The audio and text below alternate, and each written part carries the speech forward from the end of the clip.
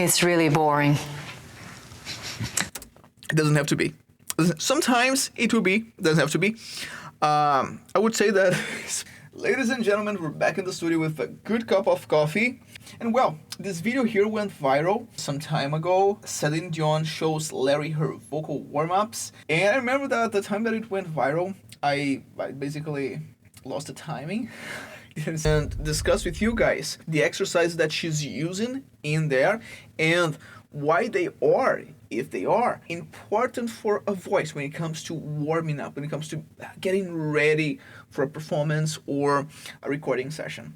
Alright, if you guys are new here, my name is Caio. I'm a singer-songwriter and voice teacher. I work mostly with contemporary singing and vocal distortions, and all that based on laryngeal physiology and biomechanics, so how the muscles that you have inside your larynx are working when you sing, and how to put them to work in a different way, for instance, if you want a different sound. Alright, so if you're into this kind of content, consider subscribing to the channel so that you stay on top. Click the bell button, that helps me a lot, and you'll be notified when we have new videos here. You have the option of watching them or not. Yeah, let's go, let's see how Céline Dion warms up her voice.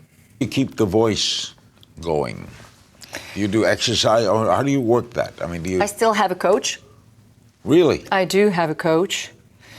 And what does a coach do with you? That's really important, guys, because sometimes we think that, oh, because I can already sing, I don't need a trainer, a vocal coach, or voice teacher. That's not the case.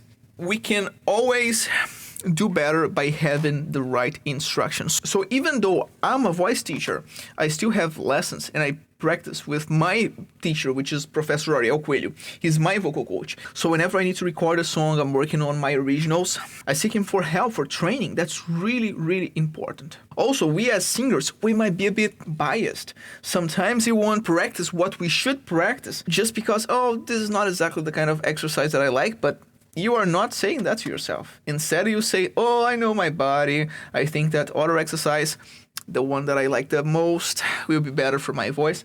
But it's not exactly the case. So yeah, get yourself a vocal coach. Practice with someone. Have someone else have an outside perspective on what you're doing. That's really important.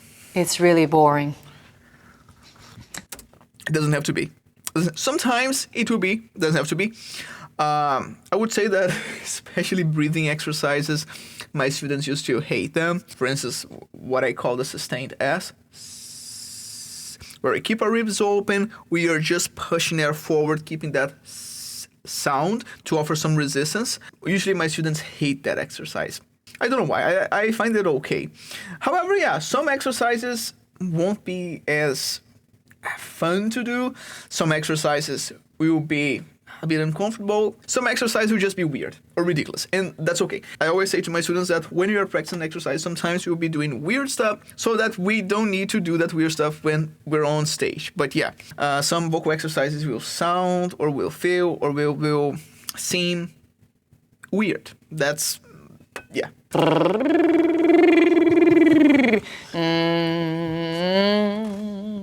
Okay, we already have two really nice exercises that I teach all my students. First one being the lip trills. This is what we call a semi-occluded vocal tract exercise because we are closing the lips to offer a bit more resistance for the sound. The vocal folds cannot be too stressed because we need the air to be able to vibrate not only the vocal folds but also the lips. So you need a softer closure here. Part of the pressure that you're sending cannot escape to the environment, so that pressure will return to your larynx. So it adds a bit of resistance to your vocal folds, the muscles inside your larynx in general, and that's really good to make those muscles stronger.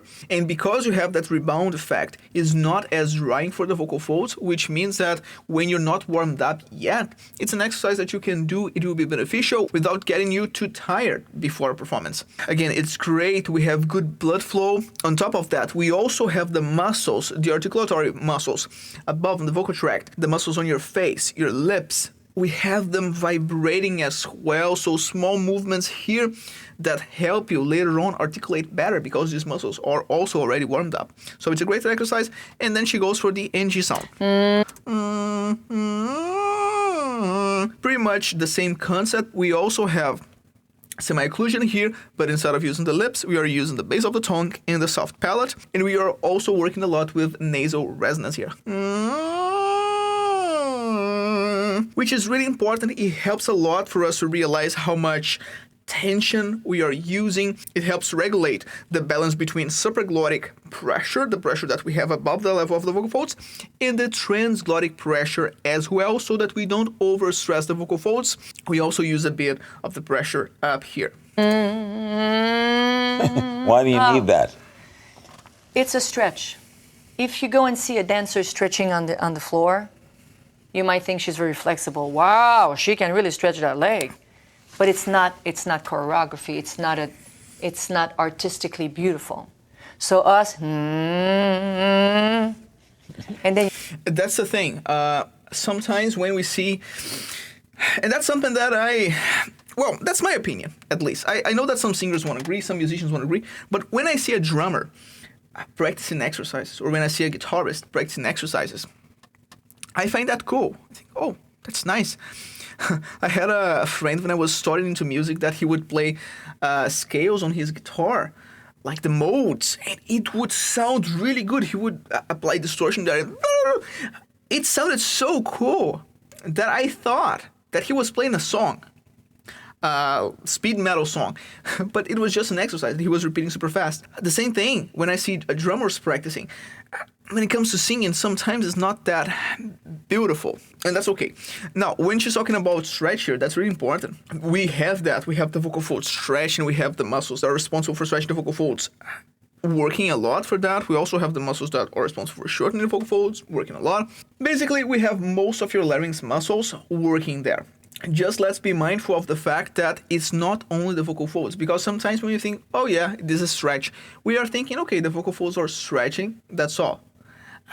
No, the vocal folds stretching is more a result than what we are working on, in fact, because let's think, okay, the vocal folds are stretching. Biomechanically, what's happening is that you have muscles that when they contract, when they flex, they are stretching the vocal folds.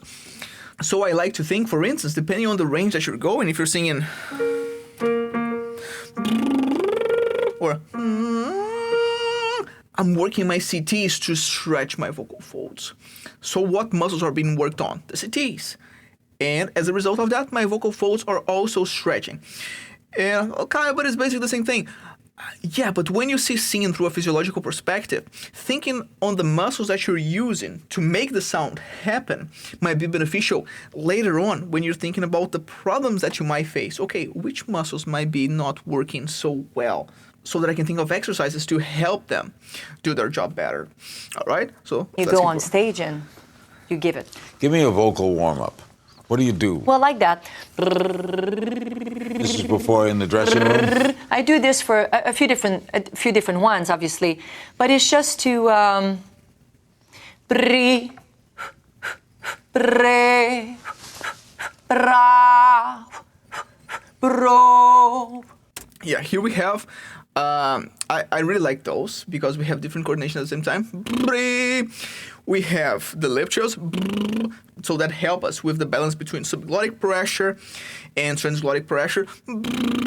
And then she practices some resonance as well.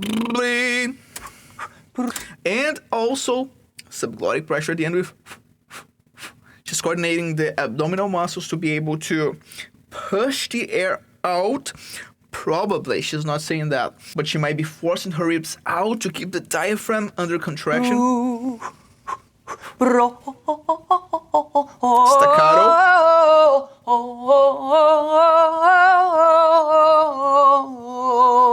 It's very boring, but it's just like warming up.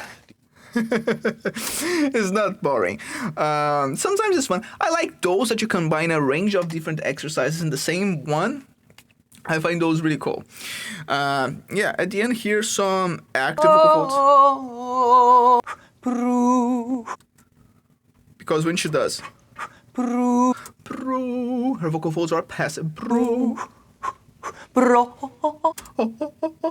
That's passive vocal folds. Ah, you don't have a lot of blood flow there to activate, to engage more the muscles. Oh, but now the vocal folds are active. So it's important to activate both behaviors when we are talking about warm-ups, because we want to be ready for a performance.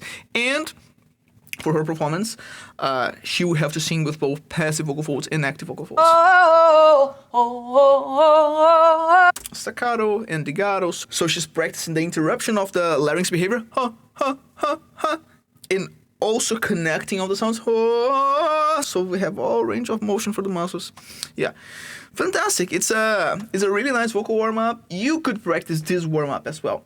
The only thing that I would add into this specific routine would be inspiratory exercises. For instance, like the spaghetti. Because inside your larynx you have a range of different muscles. Most of them are being worked on during this routine here, but we also have the posterior cricoid muscles. They are responsible for opening the vocal folds, and they are not being so worked on here, so I would add inspiratory exercises. Again, like the spaghetti, you just pull the air in. As you do that, feel your larynx opening, feel the air coming in. I would add think on high notes as if you're singing just to have a small stretch in there as well, and hold that for 8 to 12 seconds. All right, it's a great exercise as well, and you make your warm-up even more complete.